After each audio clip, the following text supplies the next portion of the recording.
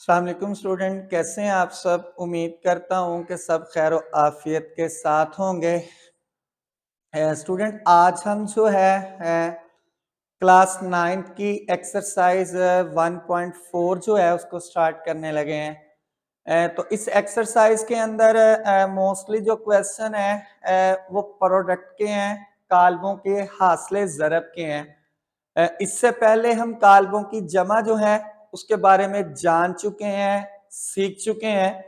तो आज हम इंशाल्लाह जो है वो कालबों की मल्टीप्लिकेशन, कालबों की हासिले ज़रब, उसके बारे में जानेंगे।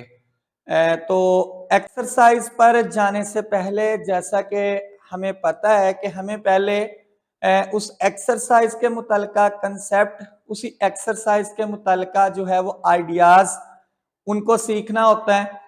तो चलते हैं जी हम पहले के कालबों की जो मल्टीप्लिकेशन है, जो हासिले ज़रब है, वो किस तरह होती है, कब मुमकिन होती है, कब दो कालबों को ज़रब दी जा सकती है और किस तरह ज़रब दी जाती है। तो स्टूडेंट इससे पहले हम पढ़ चुके हैं कि जब दो कालबों को हमने जमा करना होता है तो जमा करते वक्त जिन मैट्रिक्स को, जिन कालबों को जमा करना है उन दोनों का ऑर्डर सेम होना चाहिए, उनका मर्तबा आपस में बराबर होना चाहिए।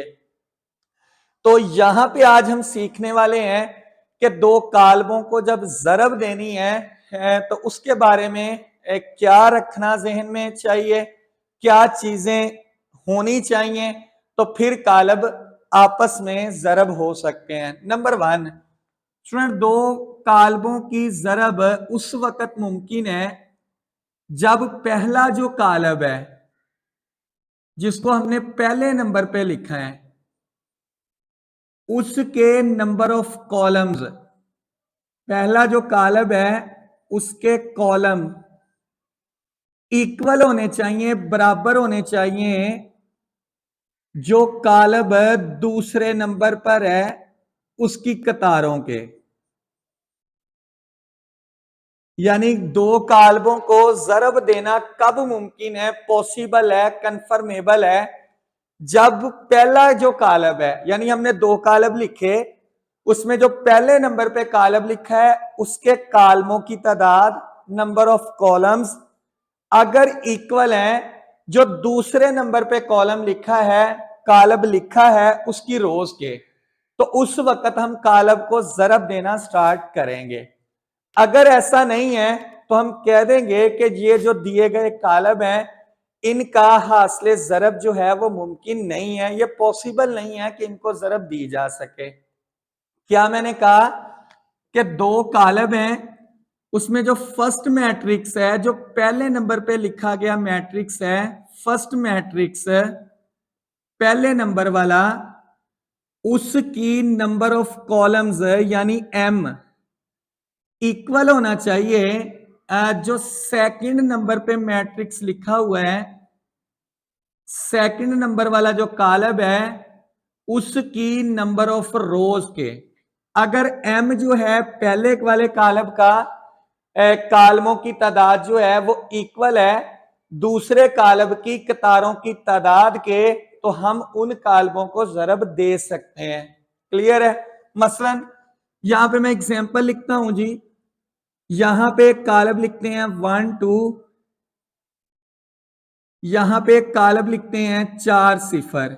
जस्ट एक एग्जांपल के तौर पर देखें, ये जो कालब है फर्स्ट है, ये जो कालब है सेकंड है। इस कालब में कालम, नंबर ऑफ कॉलम यानी उफ अमूदी लाइन ये वाली, इसमें एक है, इसकी कतार उफकी लाइन वो भी एक है, तो हम इन दोनों कालबों को ज़रब दे सकते हैं। इसके बाद सिमिलरली यहां मैं लिख देता हूं 3, इधर लिख दिया 0, यहां पे मैंने लिख दिया 4, यहां मैंने लिख दिया 3, इधर मैंने लिख दिया 2, इधर मैंने लिख दिया 0। तो देखें जो पहला कालम है इसमें 1 2, कितने कालम है, 2 कालम है। इसके अंदर 1 2, कितनी रोज हैं, 2 रोज हैं, 2 कतारें हैं, तो हम इनको भी आपस में ज़रब दे सकते हैं। पहले वाले कॉलम के कॉलम, दूसरे वाले कॉलम की रोज। इसके बाद यहां एक और कॉलम लिखते हैं 6 8, यहां एक कॉलम लिखते हैं 4 9। अब जो पहला कॉलम है देखें, इसमें एक ही कॉलम है यूं इस तरह से, इसके अंदर कतारें देखें 1 2 है, तो हम इन दोनों को आपस में जरब नहीं दे सकते, ये आपस में मल्टीप्लाई नहीं होंगे। तो आपने लिख देना है कि इसकी जो जरब है मुमकिन नहीं है, यानी ये कॉलम की जरब मुमकिन नहीं है, ये कॉलम जरब हो सकते हैं और ये कॉलम भी, ये मैट्रिक्स भी आपस में जरब हो सकते हैं। देखें स्टूडेंट, इनका मर्तबा सेम है, ऑर्डर सेम है, लेकिन जरब के लिए ऑर्डर का कोई सिलसिला नहीं है, ऑर्डर को देखना ही नहीं है। लॉजिक याद रखनी है, पहला जो कॉलम है उसके कॉलम, दूसरे कॉलम की कतारें अगर इक्वल हैं तो हम इन दो कॉलमों को जरब दे सकते हैं। जरब की समझ आ गई स्टूडेंट। अब हमें यह सीखना है कि जरब देनी किस तरह से है, यानी हमें यह तो पता चल गया कि ये दो कॉलम आपस में जरब हो सकते हैं, पहला काम हमने चेक कर लिया। अब दूसरा काम, अच्छा स्टूडेंट, बाद औक़ात यूं भी होता है कि हमें वो क्वेश्चन में कह देता है कि दिए गए कॉलमों का हासिल जरब मालूम करें अगर मुमकिन है। तो फिर तो हमारे जहन में ये बात आ जाती है कि अगर उसने मुमकिन की बात की है तो इसको हम चेक कर लें कि इसने ऐसा क्यों कहा है। तो बाद का यूं भी होता है, वो जस्ट लिख देता है कि हासिल जरब मालूम करें। तो स्टूडेंट के जहन में, बच्चों के जहन में ये बात जाती नहीं है कि इसको मैं चेक भी कर लूं कि क्या ये जरब हो सकते हैं, तो वो जरब देना शुरू कर देते हैं। अमूमन ये गलती बच्चे करते हैं। तो स्टूडेंट ये तसल्ली कर लें, ये बात तय कर लें कि क्या ये जरब होने के काबिल भी है। अगर जरब होने के काबिल है तो फिर आप उसको जरब देना शुरू कीजिएगा। ये गलती नहीं करनी स्टूडेंट, अक्सर औकात बच्चे जरब देना स्टार्ट कर देते हैं, उसको पहले चेक कर लेना है। इसके बाद जरब देनी किस तरह है, ये तो हो गया कि जरब के अब काबिल है, किस तरह देनी है उसका भी असूल है। तो यहां में मैं असूल लिखकर समझाने की कोशिश करता हूं और साथ साथ इस्तेमाल भी इसका हम जो है वो अपने क्वेश्चनों पे करेंगे। अब हमें पता लग गया कि कॉलम जरब होने के काबिल है, जरब दी जा सकती है। तो नंबर 1, जरब देने का तरीका क्या है स्टूडेंट? जो हमारा पहला कॉलम होगा, जो हमारा पहला कॉलम है उसकी पहली कतार को, जो हमारा पहला कॉलम है उसकी पहली कतार को दूसरे कॉलम के पहले कॉलम के साथ जरब देनी है। क्या मैंने स्टूडेंट बताया, क्या लिखा कि जो पहला कॉलम है उसकी पहली कतार को दूसरे कॉलम के पहले कॉलम के साथ जरब देनी है। अब एक बात याद रखिएगा, यहां पे ये असूल है कॉलमों की जरब का। पहले कॉलम की कतारों में जितने अरकान होते हैं उतने अरकान ही दूसरे कॉलम के पहले कॉलम में होते हैं। मसलन आपने पहले कॉलम में कतारों की तादाद देखी, कॉलमों की तादाद देख ली, कतारों की देख ली, यानी जब पता चल गया कि ये जरब होने हैं तो फिर गौर कीजिएगा, हर कॉलम जो जरब होने वाला होता है जितने अरकान पहले कॉलम की कतार में होंगे, अंडरस्टूड बात है, उतने अरकान ही दूसरे कॉलम के कॉलम में होंगे। तो मैंने क्या जुमला लिखा, आपने पहले कॉलम की पहली कतार पकड़नी है, उसको जरब देनी है, उसको जरब करना है दूसरे कॉलम के पहले कॉलम के साथ। इसमें अगर 2 अरकान है इसमें भी 2 होंगे, इसमें 3 है इसमें भी 3 होंगे, इसमें 4 है इसमें भी 4 होंगे। ये परेशान नहीं होना, जैसा मैं कह रहा हूं ऐसा ही क्वेश्चनों में होगा, आप गौर कर लें। अब करना क्या है, इसमें अगर 4 रुकन है, इसमें भी 4 है, इसमें 3, इसमें भी 3, तो इसके पहले रुकन को इसके पहले रुकन के साथ, इसके दूसरे रुकन को इसके दूसरे रुकन के साथ, इसके तीसरे रुकन को इसके तीसरे, जितने अरकान इसमें है उतने इसमें है। तो अगर उस कतार का पहला रुकन है तो उस कॉलम के भी पहले रुकन के साथ जरब देनी है। ये बात क्लियर है, समझ आ गई। इसके बाद आपने पहली कतार उस वक्त तक नहीं छोड़नी, यानी उस कतार को जरब देते जाना है जब तक दूसरे कालब के कालम खत्म ना हो जाएं। क्या मैंने स्टूडेंट बताया? नंबर 2, पहले कालब की कतार जरब खाती रहेगी, जरब देते रहेंगे, खाती रहेगी जब तक क्या ना हो दूसरे कालब के कॉलम खत्म ना हो जाएं। ये बात याद रखनी है। पहली कतार को उस वक्त तक जरब देते रहना है, छोड़ना नहीं है जब तक दूसरे कालब के कालम खत्म ना हो जाएं। अब जो ही दूसरे कालब के कालम हो जाएं खत्म, तो आपने कालब बंद कर देना है। जो ही कालब बंद करेंगे, अब आपने अगली कतार पकड़ लेनी है, दूसरी कतार। सिमिलरली दूसरी कतार को जैसे यहां पे किया था, पहले पहली कतार को सबके साथ कालमों के साथ जरब दे दी, अब आपने दूसरी कतार को सिमिलरली तमाम कालमों के साथ जरब देते जाना है। इसके बाद जरब खत्म कब करनी है, यानी कब जरब खत्म हो जाएगी?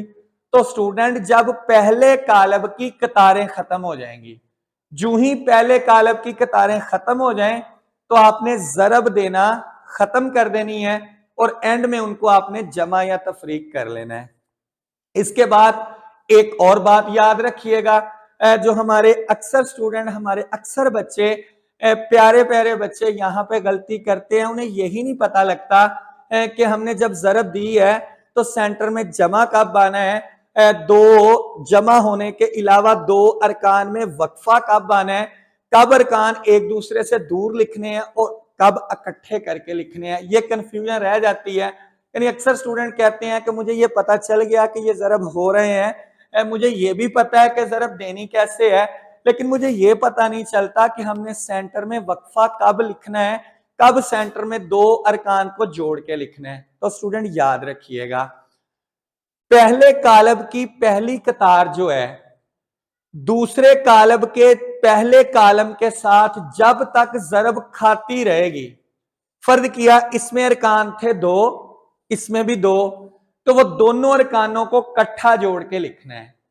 इसमें अरकान थे 3, इसमें भी अरकान थे 3, तो उनको इकट्ठा जोड़ के लिखना है। यानी जो ही आपने कतार पहली को पहले कालम से जरब दे दी, जब तक पहली कतार उसका पहला कालम जरब खाता रहेगा, उस वक्त तक अरकान एक इकट्ठे जमा तफरीक के साथ लिखते रहना है। जो ही आप कालम दूसरा शुरू करोगे, जो ही कालम चेंज होगा, तो अब आपने उनके दरमियान वक्फा डाल के यानी अगली जगह पे लिखना है, वो अरकान उसमें इकट्ठा नहीं करना। सिमिलरली आसान सी बात है कि जब तक कालम भी वही कतार भी वही, जरब खाती रहेगी, अरकान इकट्ठे होते रहेंगे। जो ही कालम चेंज करोगे, कालम बदलोगे, तो आपने वो वक्फा डाल के अरकान अगली तरफ लिखने शुरू कर देने हैं। बात समझ आ गई? अब आखिर पे जरब हमने दे दी, हमने आंसर निकाल लिया। अब हमें कैसे पता चलेगा कि ये हमारा आंसर ठीक है? स्टूडेंट आप सोच रहे होंगे कि क्या कालबों की जरब में भी ऐसे पता चल जाता है कि हमने जो आंसर निकाला है कि वो हमारा ठीक है कि नहीं? जी हाँ, जरूर पता चलता है। आप अगर ये बात याद रख लेना, ये चीज ज़हन नशीं कर लें, तो स्टूडेंट याद रखिएगा आपके कालबों की जरब कभी गलत नहीं होती। अब कभी कंफ्यूज नहीं होंगे कि वक्फा आना है कि नहीं, अब कभी परेशान नहीं होंगे कि इनको इकट्ठा करके लिखना है कि नहीं, अब कभी कंफ्यूज नहीं होंगे कि मैंने किस कतार को किस कॉलम से ज़रब दे दी है और मुझे जवाब क्या मिला है। तो हम इसको बात को समझने से पहले हम पहले ज़रब करते हैं। जब ज़रब हमें कुछ समझ आ जाएगी, ज़रब दे लेंगे, तो फिर वो आपको मैं पॉइंट बताऊंगा कि हमें कब कैसे किस तरह पता चलेगा कि हमारा आंसर जो है वो ठीक है। जी स्टूडेंट, ये असूलो ज़वाबत ज़रब कब दी जाती है, ज़रब किस तरह दी जाती है, इन्हीं कंसेप्ट्स को, इन्हीं लॉजिक्स को अपने सवालात के ऊपर अप्लाई करते हैं। तो जी स्टूडेंट, चलते हैं हम अपने क्वेश्चन नंबर एक्सरसाइज 1.4 के 2 की तरफ। क्योंकि जो पहला क्वेश्चन है वो जस्ट उसने पूछा है कि बताइए जो नीचे दिए गए कालब हैं, कौन से कालब आपस में ज़रब हो सकते हैं और कौन से कालब आपस में ज़रब नहीं हो सकते। जस्ट उसने ये पूछा है, कन्फर्मेबल है। तो वो बात याद रखना, जो कालब आपको नीचे दिए गए हैं आपने देख लेना है, पहले के कालम दूसरी की कतारों के अगर इक्वल हैं तो लिख देना ये कालब ज़रब मुमकिन है, ज़रब दी जा सकती है। ये हमारा पहला क्वेश्चन है। इसके बाद क्वेश्चन नंबर 2 जो मैंने इस वक्त व्हाइट बोर्ड पे लिखा है, अहम शार्ट क्वेश्चन है, इंपॉर्टेंट है, कई मरतबा पेपर के अंदर ये आया हुआ शार्ट क्वेश्चन है। क्वेश्चन की स्टेटमेंट कुछ यूं है, कहता है कि अगर ए एक कालब है, बी एक कालब है, तो फिर ए बी का प्रोडक्ट मालूम कीजिए और बी ए का प्रोडक्ट मालूम कीजिए। अक्सर स्टूडेंट ये समझ लेते हैं कि हमने इसका जवाब इसके जवाब के इक्वल लेकर आना है, हरगिज ऐसा नहीं है। क्योंकि याद रखिएगा, कालबों के अंदर हासिले ज़रब कोमोटेटिव नहीं होता, यानी इन जनरल दो कालबों का मल्टीप्लीकेशन कोमोटेटिव नहीं होता, यानी ए बी का प्रोडक्ट बी ए के जो है वो इक्वल नहीं होता इन जनरल।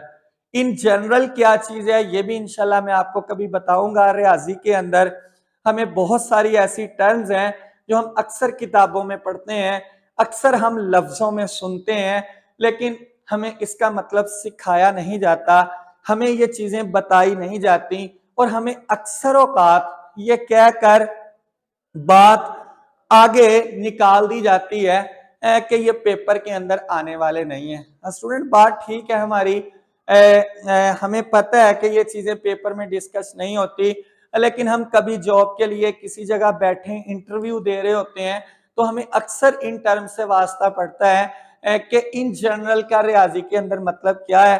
तो इंशाल्लाह ये भी मैं आपको बड़ी तफसील के साथ कभी बताऊंगा ये चीजें कि इन जनरल मैथ के अंदर क्या होता है, इसको हम क्यों यूज करते हैं। तो बहरहाल ए बी का प्रोडक्ट मालूम कीजिए, बी ए का प्रोडक्ट मालूम कीजिए अगर ये मुमकिन है। तो स्टूडेंट, बात वही कि मैंने आपको बताया, जब वो क्वेश्चन में मुमकिन का लफ्ज क्या देता है, इफ पॉसिबल का, तो स्टूडेंट का माइंड फौरन जाता है कि कहीं इसमें गड़बड़ है। तो बहरहाल गड़बड़ लिखी गई है, गड़बड़ नहीं लिखी गई, गड़बड़ की गई है, गड़बड़ की जाने वाली है। जब ज़रब का क्वेश्चन आए तो पहला काम चेक करें कि मैंने जो दो कालब लिखे हैं, जिन दो कालमों को ज़रब देने जा रहा हूं, क्या पहले कालब के कालम दूसरे कालब की कतारें आपस में इक्वल हैं? अगर हैं तो ज़रब देना शुरू कर दें। तो जी स्टूडेंट, चलते हैं जी हम अपने पहले जूस की तरफ। तो यहां पे ए का कालब लिखेंगे हम पहले। तो ए का कालम हमारे पास क्या है, 3 0 -1 2। आगे बी का कालम 6 और 5। अब हमने इनको ज़रब देनी है, लेकिन क्या मैंने बताया, तसल्ली करनी है पहले। इसके अंदर 1 2 दो कालम हैं, 1 2 दो रोज हैं, तो ये ज़रब देने के काबिल है। अब ज़रब देने का तरीका मैंने आपको बताया। देखें क्या लिखा, जब हमने ज़रब देनी है पहला कालब उसकी पहली कतार, तो देखें जरा, ये है जी हमारा पहला कालब और ये है जी इसकी पहली कतार। आगे क्या करना है, उसको दूसरे कालब के पहले कालम के साथ। ये स्टूडेंट हमारे पास दूसरा कालब है, इसके पहले कालम के साथ जरब देनी है। फिर एक और बात, मैंने आपको बताया कि इस कतार में जितने रुकन होंगे उतने रुकन ही इस कॉलम में होंगे। तो देखें, इसमें 2 रुकन है, इसमें भी 2 रुकन है, सिमिलर है, ये होंगे ही ऐसा जब ये जरब खाने के काबिल होंगे। तो अब आपने क्या करना है, इसके पहले रुकन को इसके पहले रुकन के साथ जरब देनी है। अब जरब देनी किस तरह है स्टूडेंट, अक्सर औकात बच्चे पता क्या करते हैं, कहां पे कालमों की जरब हमसे गलत होती है, उन्हें ये सिखाया जाता है, उनका कसूर भी नहीं होता, कसूर हमारा भी नहीं होता। बाद जो हेल्पिंग बुक होती हैं उन्होंने आसान क्वेश्चन को मुश्किल करके समझाया होता है, ताकि बच्चे जो हैं इसी कंफ्यूजन का शिकार ही रहें कि ये किया क्या गया है। तो वो क्या करते हैं, अक्सर बच्चे जहां से वो सीखते हैं तो वो ब्रैकेटें लगा लगा के जरब दे रहे होते हैं। स्टूडेंट ऐसे हमें पता ही नहीं चलता कहाँ पे जमा की अलामत आनी है, कहाँ पे माइनस की अलामत आनी है, जरब में जमा आनी है, वक्फा कहाँ लगाना है। तो खुद हम क्वेश्चन को टिपिकल करते चले जाते हैं। स्टूडेंट जस्ट आपने काम क्या करना है, देखें जारी बात है हम क्लास 9 के स्टूडेंट हैं, तो हमें इतना तो पता होगा ना कि ये आपस में जब जरब हो रहे हैं जवाब आता क्या है। हाँ ठीक है, हमें टेबल नहीं याद, हमने पहाड़े याद नहीं किए, फर्ज कर लेते हैं। तो स्टूडेंट हमारे पास एक मशीन है जिसके अंदर इन 2 नंबर को फेंकें और हमें वो आंसर दे देती है, जिसका क्या नाम है, कैलकुलेटर। तो आप क्या करें स्टूडेंट, उस कैलकुलेटर पे ऊपर लिखें जमा 3 है ना, यहाँ पे अलामत ब्रैकेटें लगाने से जान छूट जाएगी। इस 6 से पहले अलामत भी जमा की है, तो आप 3 जरब 6 लिखें, इक्वल का बटन प्रेस करें तो आपका कैलकुलेटर हमें आंसर हमारे मुंह पे दे मारेगा 18। अब गलती कहां पे होती है, क्यों होती है स्टूडेंट, देखें जब मैं यहां लिखूंगा 3 इंटू जरब इंटू 6 इंटू नफी इंटू ब्रैकेटें फला फला फला इस तरह, तो जारी बात है हम खुद कंफ्यूजन का शिकार हो रहे होते हैं, हम खुद क्वेश्चन को गलत कर रहे होते हैं।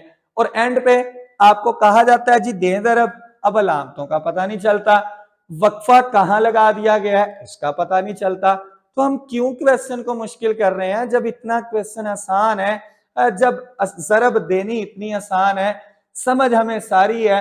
अक्सर औकात बच्चे ये शिकवा करते हैं, ये क्वेश्चन करते हैं कि सर मुझे तो जरब देना भी आती है, मुझे जरब कब दी जाती है पता है, लेकिन फिर भी मेरा आंसर ठीक नहीं हो रहा। तो उसकी वजूहात यही होती हैं जो मैं आपके साथ डिस्कस कर रहा हूं। स्टूडेंट इस तरह ब्रैकेटें नहीं लगानी, इससे जान छुड़वानी है, क्वेश्चन को जल्दी जल्दी आंसर की तरफ लेकर जाना है। तो हमें क्या करना है स्टूडेंट, देखें प्यारे बच्चों, सिंपल इस जमा 3 को इस जमा 6 के साथ हमने जरब दे देनी है। कैलकुलेटर पे दे लें, उंगलियों पे गिन लें, पहाड़ा लिख ले, जैसे भी है, डायरेक्ट जरब देनी है। ये मेरी बात याद रखेंगे तो इंशाल्लाह आपके क्वेश्चन में गलती नहीं आएगी। जमा 3 ने जमा 6 से जरब खाई तो इधर आपने डायरेक्ट लिख देना 18, गलती नहीं करनी ब्रैकेटों वाली, मैं बार बार आपको कह रहा हूं। इसके बाद इसका भी दूसरा रुकन जरब होने वाला पड़ा है ना, इसका भी दूसरा रुकन अभी पड़ा हुआ है। अब आपने क्या करना है, इस दूसरे रुकन को जरब देनी है इस दूसरे रुकन के साथ।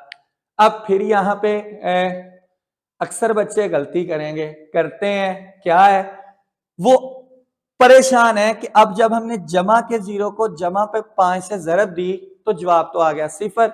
अब 0 लिखना कहां पे है, क्या यहां लिखना है, क्या इसमें ऐड करके लिखना है, क्या वक्फा डाल के लिखना है, ये परेशानी होती है। तो मैंने आपको क्या बताया स्टूडेंट, उस वक्त तक रकमें एक ही जगह इकट्ठे करते रहना है जब तक इसकी कतार भी वही है, इसका कॉलम भी वही है। देखें ये किस कतार का पहला रुकन है, पहली कतार का, ये किस कॉलम का पहला रुकन है, पहले कॉलम का। सिमिलरली ये उसी कतार का दूसरा रुकन है, ये उसी कॉलम का दूसरा रुकन है। तो इसको आप सॉरी, उसको आपने इसके साथ मिलाकर लिखना है। फिर अगली बात, जब आप इसको यहां मिला के लिखेंगे तो जब इसका आंसर लिखेंगे तो ये पहली कतार और पहले कॉलम का रुकन होगा ना, तो देखें पहली कतार पहले कॉलम के रुकन को एक ही जगह इकट्ठा करना है, तो 5 में सिफर जमा जरब दी तो सिफर, तो यहां लिख दिया। क्लियर है। अब मैंने अगला काम क्या बताया, इसके दो रुकन से जरब खा गए। अब आपने इसी कतार को अगले कॉलम के साथ यानी दूसरे कॉलम के साथ जरब देनी है।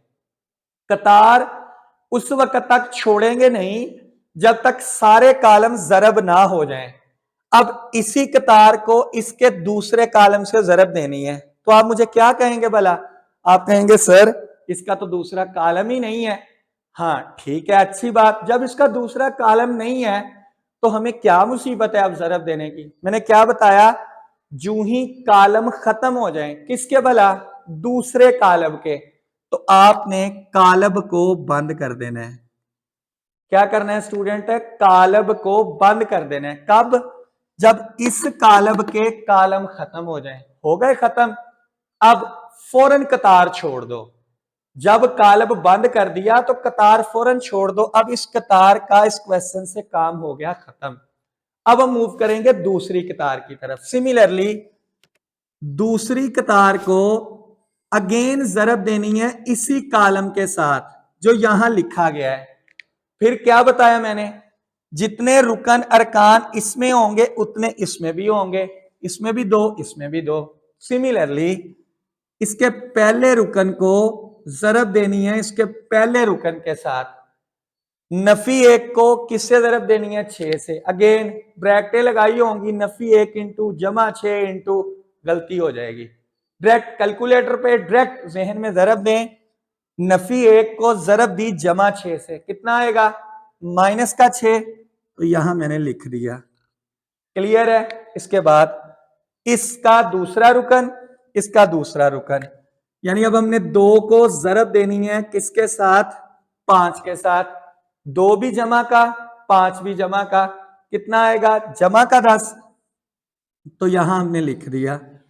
अब स्टूडेंट हो गई। अब हमने इस कतार को जरब देनी है अगले कॉलम के साथ, तो कॉलम तो है नहीं, तो कॉलम बंद कर देना है, वो तो हमने पहले किया हुआ है। अब इसकी तीसरी कतार अगर नीचे की तरफ है, तीसरी कतार अगर आ गई तो गेन यहां पे। अब चूंकि कतार खत्म हो गई है, जो ही पहले कॉलम की कतारें खत्म हो तो आपने जरब देना खत्म कर देनी है। हो गई स्टूडेंट जरब खत्म।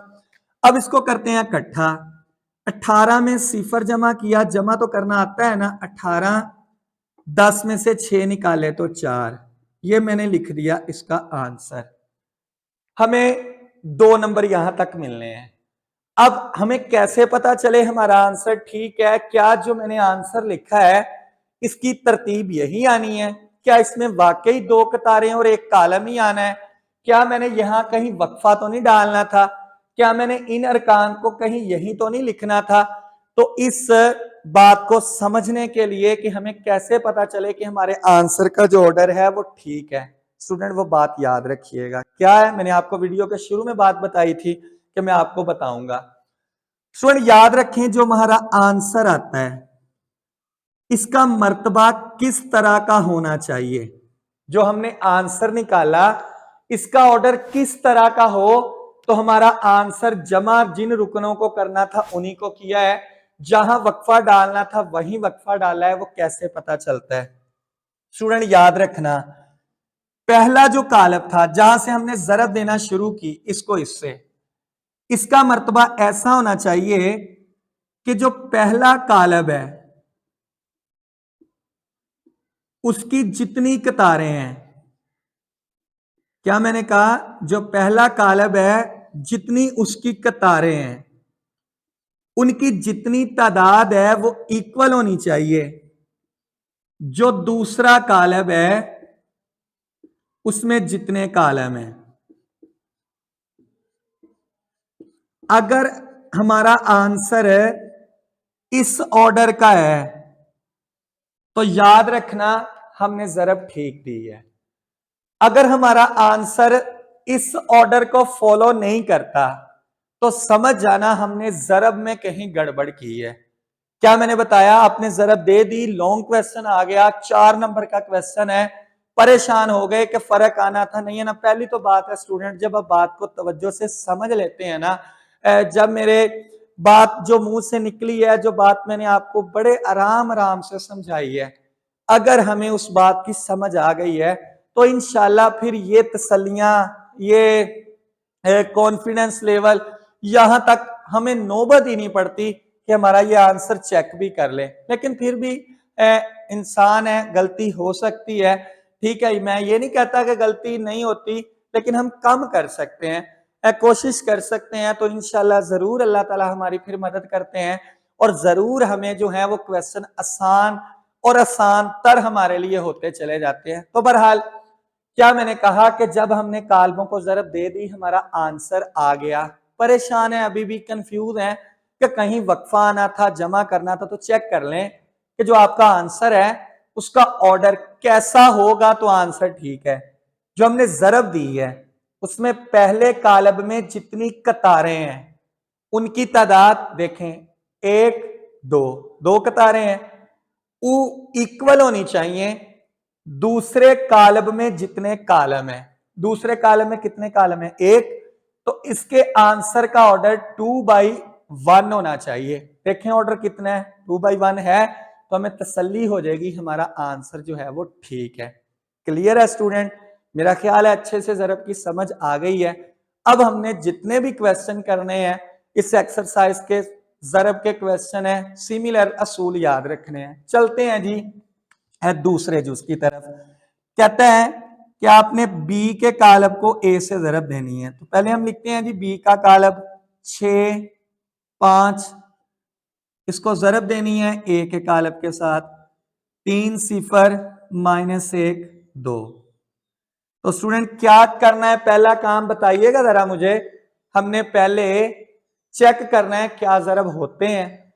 तो पहले कालब के क्या बताया मैंने, कालम, दूसरे कालब की कतारें, इसके नंबर ऑफ कॉलम्स, इसकी नंबर ऑफ रोज m, इसके n आपस में इक्वल होने चाहिए।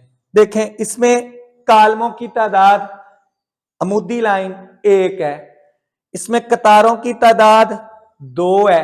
क्या आपस में इक्वल है? नहीं है ना। तो आपने यहां लिख देना है कि इसकी हासिल ज़रब मुमकिन नहीं है, इसका ज़रबी हासिल मुमकिन नहीं है, ये ज़रब नहीं हो सकते। क्यों? क्योंकि पहले कालब के कालमों की तादाद दूसरे कालब की कतारों की तादाद के बराबर नहीं है। These matrices are not conformable for multiplication because the number of column of first matrix does not equal, is not equal to the number of rows of second matrix। यानी इन सिंपल टर्म m जो है वो equal नहीं है n के, तो इस वजह से इसका हासिल ज़रब भी मुमकिन है नहीं है। तो यहां पे अब आपने क्वेश्चन छोड़ देना है। तो परेशानी हमें कब आती है? जब वो कहता है इसको ज़रब दें, आप कहते हैं उसने कहा है ज़रब देनी है तो देनी है। नहीं स्टूडेंट, उसने कह दिया ज़रब दें तो आप चेक तो करें कि ज़रब होते भी हैं कि नहीं। तो जब हमें यह तसल्ली होगी, हमें ज़रब की समझ आ जाएगी, तो हम अपना कभी भी ये क्वेश्चन गलत नहीं करेंगे। स्टूडेंट मेरा ख्याल है ज़रब की काफी हद तक समझ आ गई है। नहीं भी आई तो हम चलते हैं फिर क्वेश्चनों को ज़रब देने की खातिर के लिए, ताकि हमें मजीद समझ आए।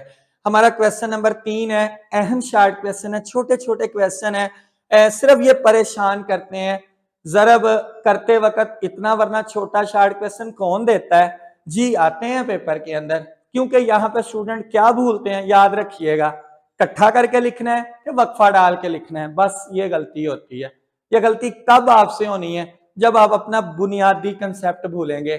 जब आप ब्रैकेटें लगा लगा के अरकान लिख रहे होंगे तो आप जरूर गलत करेंगे, जरूर गलत करेंगे। इन चीजों से बचना है। तो चलते हैं हम अपने क्वेश्चन नंबर 3 के पहले जुज की तरफ। स्टूडेंट पहले चेक करना है, फिर भी वैसे याद रखना, चूंकि हमें पता होता है स्टूडेंट आपकी भी इंशाल्लाह इतनी प्रैक्टिस हो जाएगी जितनी प्रैक्टिस आप बार बार करेंगे, क्योंकि रियाजी नाम ही प्रैक्टिस का है। हमें पता फौरन चलेगा, आपको भी पता चलेगा कि ये ज़रब हो सकते हैं, लेकिन फिर भी चेक करना है, फिर भी तसल्ली करनी है कि ज़रब के काबिल है कि नहीं। तो इसके कालमों की तादाद देखें 2 है, इसमें कतारों की तादाद 2 है तो जरब दी जा सकती है। कैसे जरब देनी है, तरीकाकार याद है ना, पहले कालब की पहली कतार को, ये है 1 2, इसका कालम 4 सिफर, इससे जरब देनी है। 1 जरब 4, 4 ने 1 से जरब खाई, कितना आएगा 4। अब इसके पहले रुकन को पहले रुकन से जरब दे दी, इसी रो को देखें, रो वही है ना, वही अगर रो है तो वक्फा नहीं लगाना, वही कालम है तो वक्फा नहीं लगाना, साथ लिखना है जमा या तफरीक लिख के। इसका दूसरा रुकन 2, इसका दूसरा रुकन सिफर, 2 ने 0 से जरब खाई तो 0, तो यहां मैंने लिख दिया 0। अब इसी कतार को दूसरे कालम के साथ, दूसरा कालम तो है नहीं, कालम बंद कर दें। इसके बाद अगली कतार को जरब देनी है, क्या अगली कतार है, नहीं है, जरब खत्म। 4 में सिफर जमा करें तो कितना आ जाएगा 4। स्टूडेंट अक्सर कंफ्यूज होते हैं किस तरह का आंसर है, हमारा तो यहाँ पे मर्तबा ही और था, इसका मर्तबा भी और है, आंसर किस तरह एक रुकन आ गया। तो फिर परेशान नहीं होना, तरीका पता है ना, क्या बताया, आंसर का ऑर्डर कैसा होना चाहिए, पहले कालब के कतार गिने, पहला कालब यही है ना, ये इसकी कतार है एक, दूसरा कालब उसके कालम, ये है ना कालम कितने हैं एक, कितना ऑर्डर आना चाहिए 1 बाई 1, तो देखें कितना ऑर्डर है 1 बाई 1, परेशानी खत्म।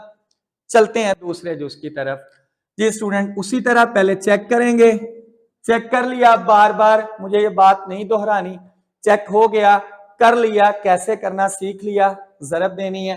अब आप कहेंगे सर ये बात भी ना दोहराएं क्योंकि ये भी हमें आ गई है, नहीं, फिर भी स्टूडेंट बार बार दोहराई करने से, बार बार बात को समझाने से, जैसा कि मैंने आपको एक वाकया भी सुनाया था, तो जितनी बार बार दोहराई होती है हम ज्यादा सीखते हैं।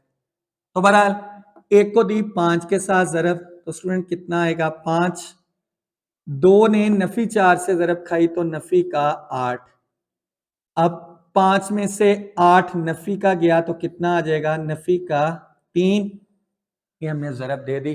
बाकी चीजें खुद चेक कर लीजिएगा, ऑर्डर क्या है, सही है, आंसर इसी फॉर्म का है। चलते हैं जी तीसरे पार्ट की तरफ, नफी 3 ने 4 से जरब खाई तो नफी का 12, जमा 0 ने जमा 0 से जरब खाई तो 0, नफी 12 में 0 ऐड किया तो नफी का 12। देखें आसान क्वेश्चन है, जस्ट कंसेप्ट जहन में रखने हैं। चलते हैं जी चौथे जुज की तरफ, तो 4 ने 0 से जरब खाई 24, ब्रैकेटें नहीं लगानी, इंटू नहीं लगाना, डायरेक्ट जरब देनी है। अक्सर स्कूलों में कहा जाता है जी स्टेपों के नंबर हैं ब्रैकेटें लगाने के, स्टूडेंट इसका कोई नंबर नहीं है, हम मार्किंग करते हैं की इसकी की प्रोडक्ट की, सिंपल आती है कि आंसर ठीक लिखने का 2 नंबर है। तो मुझ पे यकीन रखिएगा, कोई ब्रैकेटें लगाने का, कोई अलामतें लगाने का, एक्स्ट्रा स्टेपों के नंबर नहीं होते, हमें अक्सर औकात ये सिखाया जाता है, हमें गाइड अक्सर यही बातें की जाती हैं। तो बेटा बात याद रखना, इसका कोई नंबर नहीं है प्यारे बच्चों, सिंपल क्वेश्चन को खुद मुश्किल नहीं करना। इसके बाद सिफर को हमने दी है, सिफर के साथ जरब, तो सिफर आ जाएगा, और 24 में हमने 0 जमा किया तो हमारा आंसर भी कितना आ जाएगा 24, तो ये हमने आंसर निकाल लिया। इसके बाद चलते हैं जी 5वें क्वेश्चन की तरफ। आपको एक नई इससे हटकर क्वेश्चन मिलेगा लेकिन तरीकाकार वही है। देखें 1 2, 2 कॉलम, 1 2, 2 रो, जरब हो सकती है। देखें अब जरब किस तरह देनी है, इसकी पहली कतार को पहले कालम के साथ, ये इसकी पहली कतार, ये इसका पहला कॉलम, देखिए कोई तब्दीली नहीं आनी, असूल वही है। इसके पहले रुकन को पहले रुकन के साथ, दूसरे रुकन को दूसरे रुकन के साथ, 1 को 4 से जरब दी तो 4, 2 ने सिफर से, इससे ना कहीं जरब दे देना, इसका दूसरा रुकन, इसका भी 2 ने 0 से जरब खाई तो कितना आ जाएगा 0। अब इस कतार ने इस कॉलम से जरब खा ली, कतार कब तक मैंने बताया नहीं छोड़नी, जब तक इसके कालम ना खत्म हो जाए। अभी ये कालम पड़ा है, अब देखें यहाँ पे मजीद आपको समझ आएगी, कतार पहली लेकिन कॉलम कौन सा दूसरा, जो ही कालम चेंज किया तो आपने यहां वक्फा डालना है, जो ही कालम चेंज किया वक्फा डालना है। अब अगेन इसका पहला रुकन 1, इसका 5, 5 ने 1 से ज़रब खाई 5, 2 ने इससे ज़रब खाना, इससे नहीं देनी, दूसरे को पहले से, नफी का 8। अब कतार अभी भी नहीं छोड़नी, इसको ज़रब देनी है तीसरे कालम के साथ। क्या तीसरा कालम है? नहीं, तो फौरन कालम बंद कर दें। क्लियर है स्टूडेंट? अब देखें, इसकी ज़रब इसके साथ वो तमाम रुकन पहली कतार पहले कॉलम में है। देखें यहां पे कतार वही, तो देखें कतार वही ना पहली रही, लेकिन ये कॉलम कौन सा है? दूसरा। तो देखें इसके अरकान कहां पे हैं? दूसरे कॉलम में। इससे भी हमें पता चल जाता है। आगे कतार छोड़ दी, अब अगेन कतार दूसरी पकड़ लें, शुरू हो जाए दोबारा फिर पहले कॉलम से। कैसे? नफी 3 ने 4 से ज़रब खाई, नफी का 12, सिफर ने सिफर से ज़रब खाई तो सिफर। अब कतार वही, कालम अगला तो वक्फा डाल दें, जो ही कालम अगला वक्फा। नफी 3 ने 5 से तो नफी का 15, सिफर ने नफी 4 से तो नफी का सिफर। अब तीसरा कॉलम है ही नहीं, तो कॉलम तो पहले ही बंद पड़ा है। अब बारी किसकी? तीसरी कतार की।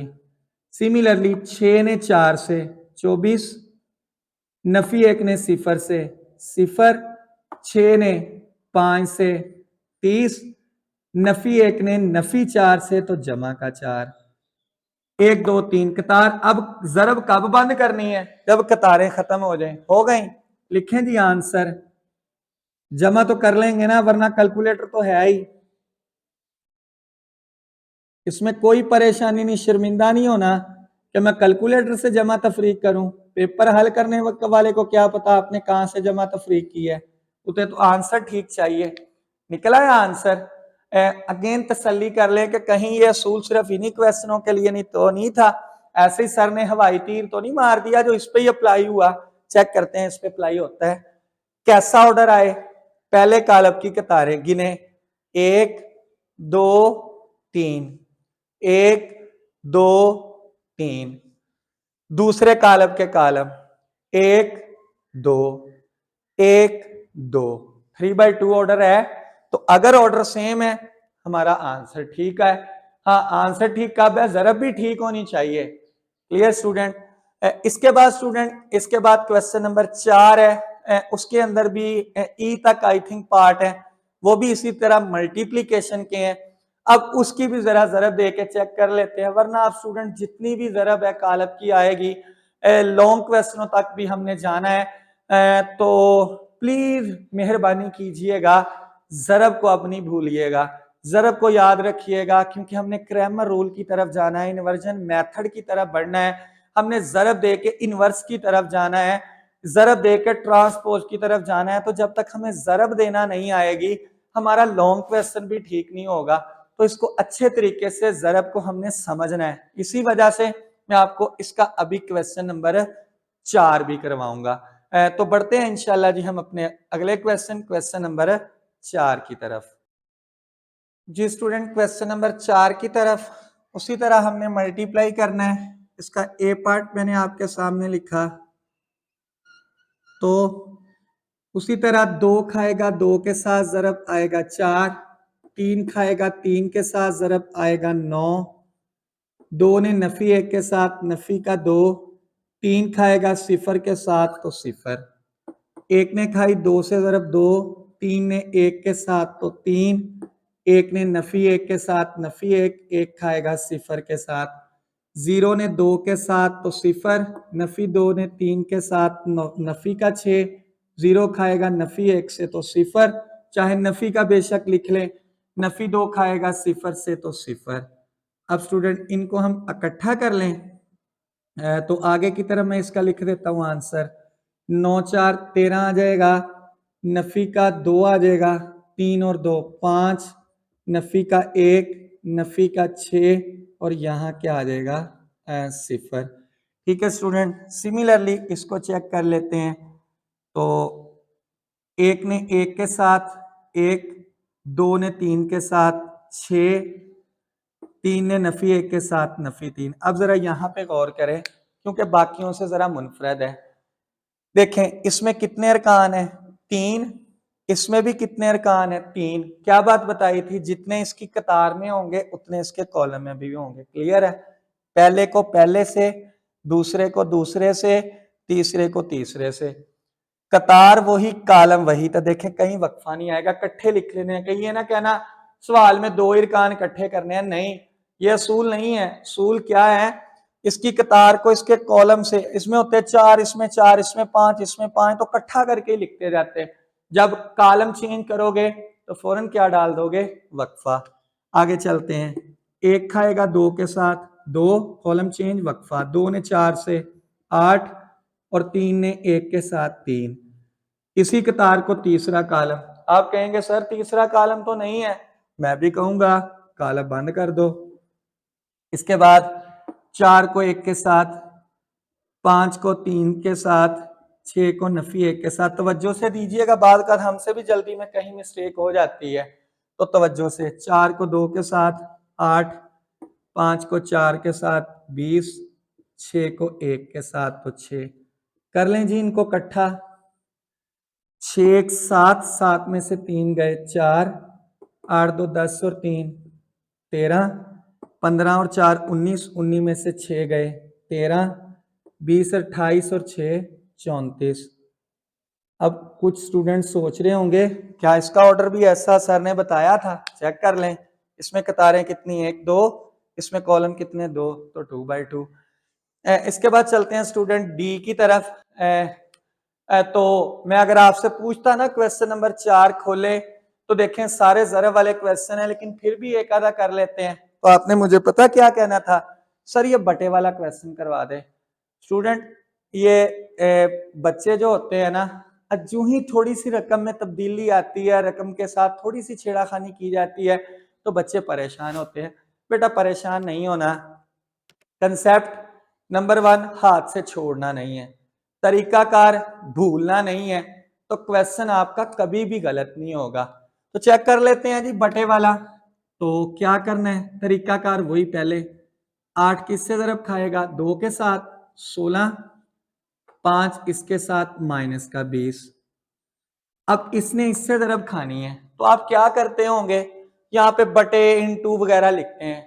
क्या करें स्टूडेंट? सिंपल, इसको इससे ज़रब देनी है ना, रफ अमल में जाके लिख दे 8 ज़रब नफी 5/2। ऐसे ही है ना, इसने इससे ज़रब होनी। देखें 2 1 2, 2 4 8, 4 ने खाई नफी 5 से ज़रब, कितना आ गया? माइनस का 20। आराम से उठा के यहां ला के लिख दे। तो देखें क्वेश्चन लिखा भी खूबसूरत लग रहा है और गलती भी कहीं नहीं करेंगे। हाँ, अगर आपने क्या किया, और जी हमने तो सीखा है जी इंटू लिखना है जी, 8 ज़रब नफी का 5/2 लिखना था। इसको इंटू इधर आना है या इधर आना है, फिर इसने इससे ज़रब होनी है, जमा आना है, तफरीक आना है, अच्छा जमा लगाना है, इंटू 5 आना है, इंटू फला फला। तो फिर क्या होगा? हमारा सवाल गलत ही होना है स्टूडेंट। हम जब खुद जानबूझ के मुश्किल कर रहे हैं क्वेश्चन को, तो सिंपल क्या करे, बटा आ गया, कुछ नहीं होता। अब डायरेक्ट भी ज़रब दे सकते हैं। देखिए जब प्रैक्टिस है, 8 ज़रब नफी 5/2, 2 1 2 2 4 8, 4 ने नफी 5 से ज़रब खाई नफी 20। अगर अभी हमें इतनी प्रैक्टिस नहीं हुई तो रफ अमल में देखें लिख दिया 8 ज़रब नफी 5/2। यहां गंद नहीं मारे, रफ अमल में कर लें। 2 1 2, 4 2 8, 4 ने नफी 5 से ज़रब खाई नफी 20, तो यहां लिख दें। है ना स्टूडेंट मजे की बात। अब इस 5 को 4 से ज़रब दे दे तो वो भी कितना आ जाएगा? 20। अब आप खुद कहेंगे सर कॉलम बंद कर दे, क्योंकि उसके कॉलम खत्म हो गए। सिमिलरली 6 2 के साथ 12, 4 ने नफी 4 से नफी 16। अब अगेन इसने इससे, तो आप मुझे क्या कहेंगे? सर ले चले इसे रफ अमल में। जी लेके जाते हैं। 6 ज़रब नफी 5/2, 2 1 2, 3 2 6, 3 ने नफी 5 से ज़रब खाई तो नफी का 15, तो यहां ला के लिख दें नफी का 15। 4 ने 4 से ज़रब खाई तो कितना आ गया? 16। अब नफी 20 16, नफी का 4, 20 नफी 20 0, 16 में से नफी 4, 16 में से 15 1। हो गया जी बटे वाला क्वेश्चन। अब ये सारे ही शून्य शून्य, सारे ही 0, तो जारी बात है सारा ही 0 होता जाएगा। नफी 1 0 0, 2 सिफर सिफर, नफी 1 सिफर सिफर, नफी का डाल दे जमा का, इससे फर्क नहीं पड़ता क्योंकि ये न्यूट्रल नंबर है, ये परेशान ना होना, ये सारे ही सिफर, क्योंकि असूल है सिफरी कालब जिस भी कालब से ज़रब खाएगा उस सब को सिफरी कालब बना देगा। तो ये प्रॉपर्टी भी है एक मैट्रिक्स की कि जो सिफरी मैट्रिक्स होता है किसी भी कालब से मल्टीप्लाई करके उसको भी क्या कर देता है, सारा ही जीरो कर देता है। ठीक है स्टूडेंट, यहां तक हमारी एक्सरसाइज 1.4 के 4 क्वेश्चन जो है वो हो गए हैं कंप्लीट, ज़रब के क्वेश्चन है, इसकी अच्छे तरीके से प्रैक्टिस कीजिएगा जी स्टूडेंट। चलते हैं जी एक्सरसाइज 1.4 के 5वें क्वेश्चन की तरफ, जो मल्टीप्लिकेशन का ही है और साथ एक आधे क्वेश्चन के अंदर डिस्ट्रीब्यूटिव प्रॉपर्टी, प्रोडक्ट और एडिशन की है और माइनस की है। तरीकाकार वही जो पिछले सवालों की तरह है। तो क्वेश्चन नंबर 5 है, उसने हमें 3 सेट दिए हुए हैं और पहले जो उसमें कहता है कि आप साबित करें कि ए बी का जवाब जो है वो बी ए के इक्वल है। अमूमन मैंने आपको बताया था इन जनरल इसका प्रोडक्ट आपस में इक्वल नहीं आता। तो ये क्वेश्चन की स्टेटमेंट शायद रॉन्ग हो सकती है कि उसने कह दिया ए बी का प्रोडक्ट बी ए के इक्वल है, लेकिन ये तो इक्वल नहीं आएगा और इन जनरल आता भी नहीं है। लेकिन फिर भी हम चेक कर लेते हैं कि अगर इसमें मिस्टेक हुई या शायद उसने स्टूडेंट को कंफ्यूज करने के लिए लिख दिया कि आप साबित करो कि इसका जवाब ये इक्वल है, लेकिन जब हम ज़रब देंगे तो इक्वल आ गया तो लिख देंगे कि प्रूव हो गया, साबित हो गया। लेकिन अगर ये दोनों जवाब सेम ना आए तो हम लिख देंगे कि इनका आंसर जो है वो सेम नहीं है। करना क्या है, पहले ए वाले कालब को बी से ज़रब देनी है, फिर बी वाला कालब पहले लिखना है, ए वाला बाद में। तो देखते हैं जी इसको हल करके।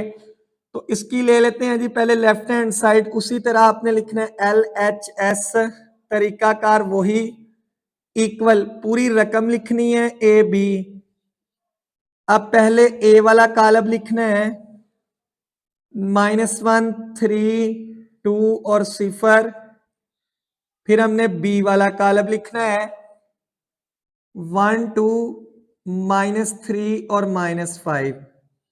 अब हमने इनको ज़रब देनी है आपस में, पता है ना तरीकाकार वही तरीके से, नफी एक से ज़रब खाएगा, नफी 1, 3 ने नफी 3 से तो नफी का 9, नफी 1 नफी 2, 2 से नफी 2, 3 नफी 5 से तो नफी का 15, 2 ने 1 से 2, 3 ने सिफर से सिफर, 2 ने 2 से 4 और ये सिफर। अब स्टूडेंट इनको हम कर लेते हैं इकट्ठा, नफी का 10, नफी का 17, 2 और ये 4। तो ये हमारी लेफ्ट हैंड साइड आ गई है।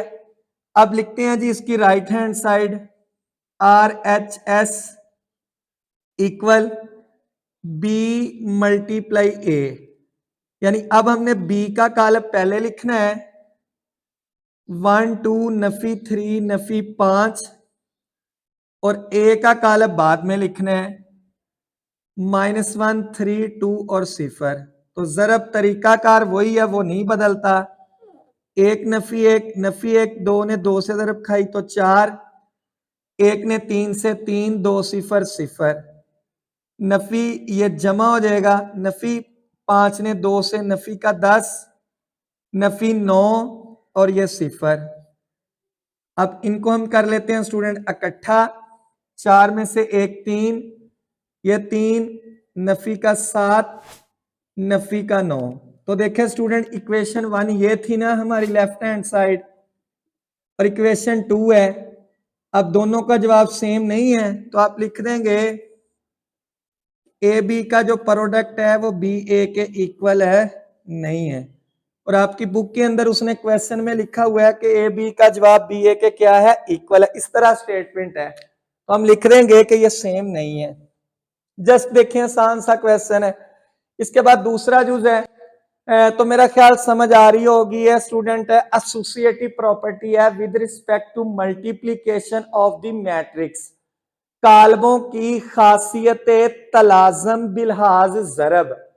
जब 3 आ जाए सेट, 3 मैट्रिक्स आ जाए तो उसके ऊपर प्रॉपर्टी एसोसिएटिव होती है, ज़रब हो रहे हैं तो प्रोडक्ट की, सिमिलरली स्टूडेंट सबसे पहले आप यहां पे लिखेंगे LHS, लेफ्ट हैंड साइड पूरी रकम लिखेंगे A into B multiply C।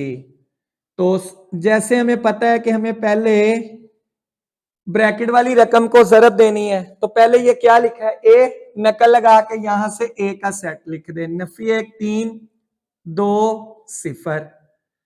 अब आगे ब्रैकेट है तो ब्रैकेट लगा दें, आगे लिखें B का कालब 1 2 -3 -5 इंटू C, तो C का कालब लिख दें 2 1 1 3। क्लियर है स्टूडेंट? वैसे ही सेम एज इट इज लिख दिया। अब पहले हम जमा करते थे जो चीजें ब्रैकेट में है, अब जो ब्रैकेट में है पहले उनको जरब दे दें। तो कंसेप्ट वही, आइडियाज वही हैं, कोई फर्क नहीं, तरीकाकार जरब का वही। 2 ने 1 से जरब खानी है 2, फिर 2 ने इस 1 से 2, 1 ने 1 के साथ 1, 3 ने 2 के साथ 6, नफी 3 ने 2 के साथ नफी 6, नफी का 5, नफी 3, नफी का 15, ये कालब बंद और ये ब्रैकेट बंद। ये similarly same as it is, नफी 1 3 2 0, इसको आपस में 2 में 2 जमा किया तो 4 7, नफी 11, नफी का 18। अब इनको आपस में आप अगेन इसको इससे जरब दे दें, नफी 4, नफी का 33, नफी का 7, इसके बाद नफी का 54, 2 4 8, इसके बाद 0, 7 2 14, इसके बाद 0। अब स्टूडेंट इनको कर लें इकट्ठा, नफी का 37, नफी ये आ जाएगा 61 8 और यहां पे 14। ये हमारी इक्वेशन जो है वो लेफ्ट हैंड साइड सॉल्व होगी। जी स्टूडेंट, ये इक्वेशन लेफ्ट हमारी सॉल्व हो गई। अब हम चलते हैं इसी क्वेश्चन की राइट हैंड साइड की तरफ। तो उसी तरह आप लिखेंगे RHS और इक्वल में AB प्रोडक्ट में और इनटू क्या आएगा C। अब पहले ब्रैकेट AB पे है तो हम पहले उसको हल करेंगे, लेकिन लिखेंगे उसी तरह पहले A वाला कालब नफी 1 3 2 0, फिर B वाला कालब 1 2 -3 -5, ये ब्रैकेट बंद, चूंकि ब्रैकेट है। आगे C वाला कालब, तो उसकी रकम 2 1 1 3। तो सिमिलरली स्टूडेंट पहले ब्रैकेट वाली को जरब देनी है, तो दें जी इसको जरब। तरीकाकार पता है ना, सेम। नफी 1 से जरब खाएगा, नफी का 1, ये इसके साथ नफी का 9, अब ये इसके साथ नफी का 2, ये नफी का 15, 2 1 2, ये 0 2 2 4 और ये 0, ये कालब बंद और ये ब्रैकेट, और अगला जो कालब है उसको वैसे ही लिख दें। जी स्टूडेंट, अब इनको करें इकट्ठा, नफी 10, नफी का 17 2 4। अब स्टूडेंट उस कालब ने पहले कालब के साथ मल्टीप्लाई होना है, तो नफी का 20, नफी का 17, इसके बाद ये इससे जरब खाएगा तो नफी का 10, ये इससे जरब खाएगा तो नफी का 51, 2 2 से 4, 4 1 से 4, 2 1 2 और 4 3 12। ये स्टूडेंट इनको हम इकट्ठा कर लेंगे, नफी 20, नफी 17, नफी का 37, 10 और 51 61, 8 12 और 2 14 यानी 14। तो ये इक्वेशन कौन सी आ गई? 2। अब देखें इक्वेशन 1 का आंसर ये, इक्वेशन 2 का आंसर ये, दोनों सेम है। तो आप लिख देंगे कि क्वेश्चन की जो लेफ्ट हैंड साइड है वो राइट हैंड साइड के क्या है? सेम। इसके बाद स्टूडेंट इसका जो तीसरा जुज है वो आप खुद कर लीजिएगा, आसान है, आपको समझ आ जाएगी। इसके बाद हम बढ़ते हैं इसी क्वेश्चन के चौथे पार्ट की तरफ। जी स्टूडेंट, चौथा जो है उसी तरह हम पहले इसकी लिखेंगे, इक्वल का साइन डाल के क्या लिखा जाता है, LHS, फिर इक्वल साइन डाल के ये पूरी रकम, पता है ना। सिमिलरली उसके बाद जो तीसरा स्टेप है, पहले क्या लिखा है A, तो यहां आप A वाला कॉलम लिखेंगे, -1 3 2 0 ब्रैकेट स्टार्ट। अब आप B वाला कॉलम यहीं से सेम जैसे जैसे लिखा है वैसे वैसे लिखते जाएं। लिख दिया B का कॉलम, अलामत किसकी, माइनस की, माइनस लिखें। आगे C, तो C वाला कॉलम 2 1 1 3, ये कॉलम बंद, ये ब्रैकेट बंद।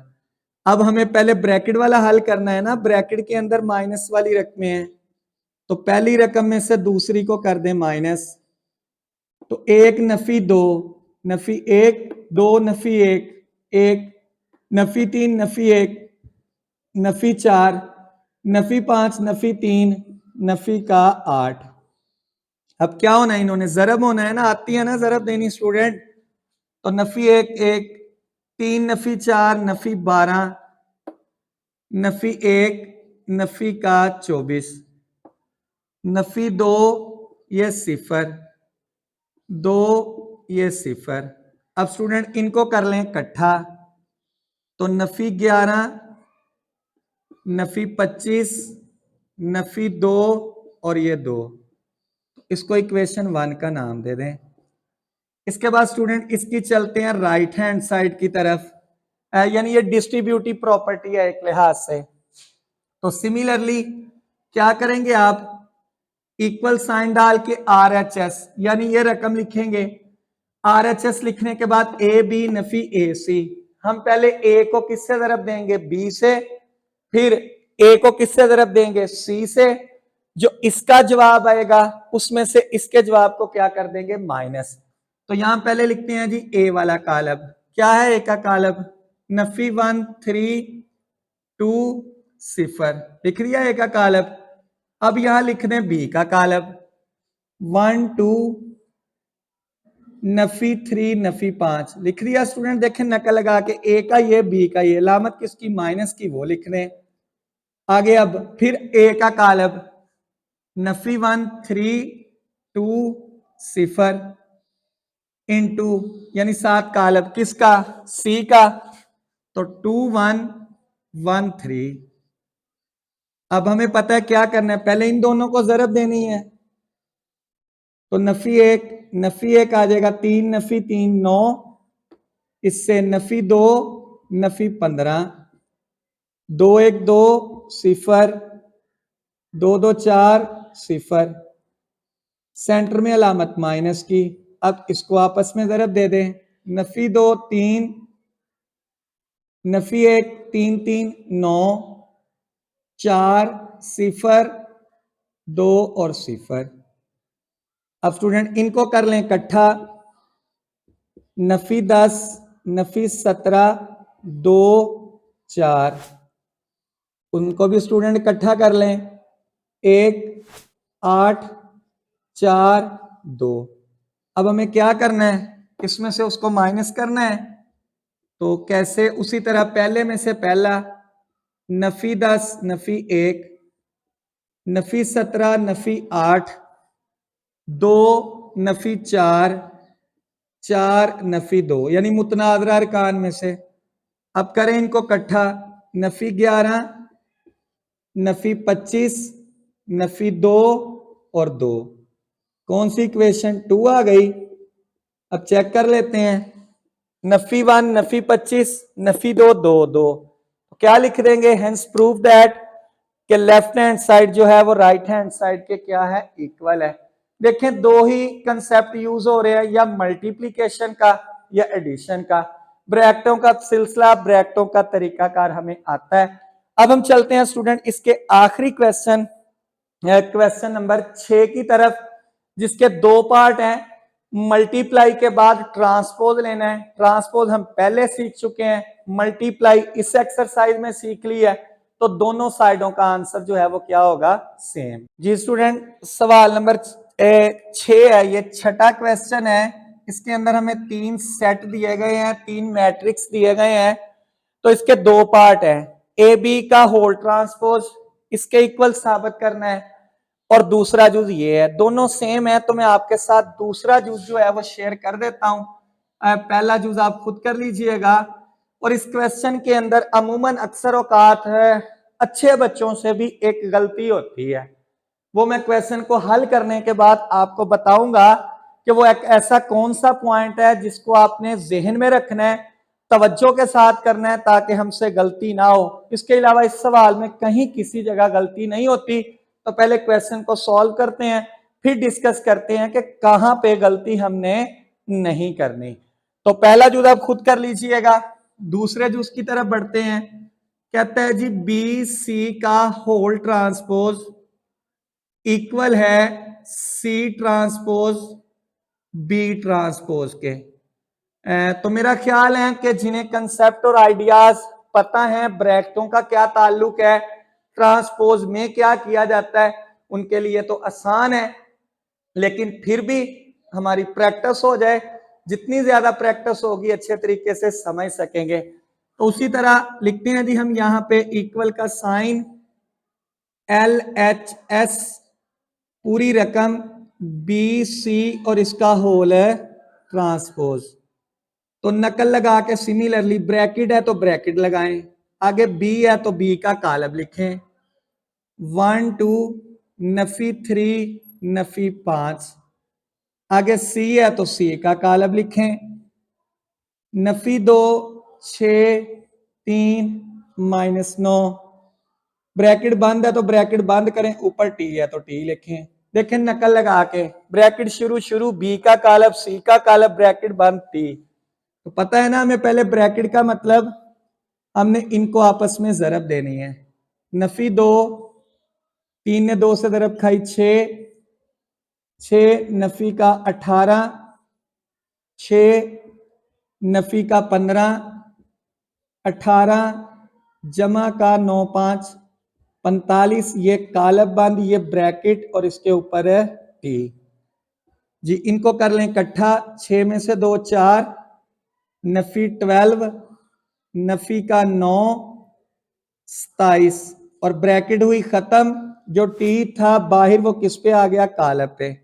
तो पता है ना ट्रांसपोज में क्या किया जाता है, कतारों को कालमों में या कालमों को कतारों में। जब 4 नफी 9 को कतार में लिख दिया, नफी 12 27 को भी किस में लिख दिया, कतार में। तो ये हमारी आ गई इक्वेशन 1।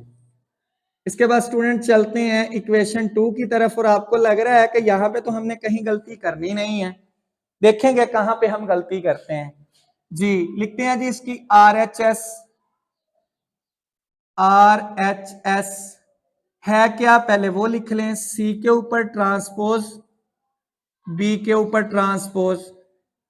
तो सिमिलरली नकल लगाएं, पहले सी का कालब लिखें, नफी 2 6 3 नफी 9 सी लिख दिया। इसके ऊपर टी तो टी लिख दें, इनटू बी का कालब 1 2 नफी 3 नफी 5, इसके ऊपर टी तो टी लिख दें। अब इसके ऊपर टी है तो क्या मतलब, इसका ट्रांसपोज लेना है। तो नफी 2 6 3 -9, इसके ऊपर भी टी तो इसका ट्रांसपोज 1 2 नफी 3 नफी 5। अब स्टूडेंट क्या करना है, इसको जरब देनी है। तो नफी 2 3 2 6 6 नफी 15 6 नफी 18 नफी 18 और 45। अब इनको इकट्ठा कर लें, 6 में से 2 4 नफी 9 नफी 12 और 27। इक्वेशन 2 तो साबित हुआ left hand side right hand side के क्या है, सेम। क्या लगता है स्टूडेंट कहां पे हम गलती करते होंगे, कहां पे गलती आती है? तो आप सोच रहे होंगे कि हम गलती ये करेंगे कि हम इन दोनों को पहले जरब दे देंगे बाद में ट्रांसपोज। नहीं, ये गलती नहीं हुआ करेगी, क्योंकि हमें खुद पता चल रहा है क्वेश्चन में पहले ट्रांसपोज लेना है, फिर इसका ट्रांसपोज, फिर जरब। तो स्टूडेंट देखें, तवज्जो रखिएगा, गलती कहां पे आप करेंगे और करनी नहीं है जो मैं बता रहा हूं। स्टूडेंट अमूमन जब क्वेश्चन हम लिख रहे होते हैं ना इसकी रकम, तो देखें शायद आपने भी गौर ना किया हो, बी ज़रब सी होल क्या है, ट्रांसपोज। इक्वल में गौर करें क्या लिखा है, पहले सी का ट्रांसपोज। हम जब क्वेश्चन पेपर से आंसर शीट पे ये क्वेश्चन उतारते हैं ना, तो अक्सर एक रूटीन बनी होती है, एक रट्टा लगा होता है कि बीसी लिखा है तो इधर भी बीसी है। तो अब जल्दी जल्दी यहां ने आपने ना गलती से बोला क्या लिख लेना है, बीसी का whole transpose equal B transpose C transpose. आप इसको जरूर देंगे, ये जवाब आएगा, जब इसको हल करेंगे वो जवाब ही नहीं आएगा। अब परेशान हो रहे होंगे कि आपका आंसर सेम क्यों नहीं आ रहा, आएगा भी नहीं, क्योंकि ये असूल है कि जब होल का ट्रांसपोज हम लेते हैं ना, तो जो रकम पहले है वो इधर अलहदा अलहदा बाद में आती है, तो जो रकम इधर बाद है वो अलहदा अलहदा में पहले आती है। हमारा जहन ही नहीं इधर जाता, हमसे गलती पकड़ी नहीं जाती। हम बार बार जरब चेक कर रहे होते हैं, जमा चेक कर रहे होते हैं, जरब चेक कर रहे होते हैं, जमा चेक कर रहे होते हैं, गलती नहीं मिलती, तो हम परेशान हो रहे होते हैं, टाइम जाया हो रहा होता है। तो स्टूडेंट ये बात रखिएगा याद, तवज्जो के साथ, ख्याल के साथ, जब भी क्वेश्चन पेपर से रकम उतारे तो अच्छे तरीके से उतारे ताकि हमसे गलती ना हो। क्या गलती मैंने बताई कि हमने यहां तवज्जो रखनी है, बी पहले है तो इधर सी का ट्रांसपोज पहले लिखना है। क्लियर है स्टूडेंट? यहाँ पे हमारी एक्सरसाइज 1.4 होती है मुकम्मल। अगली वीडियो के लिए नेक्स्ट एक्सरसाइज के साथ, एक नई उमंग के साथ हम फिर आपके साथ हाजिर होंगे। तब तक मुझे दीजिएगा इजाजत। अल्लाह हाफिज।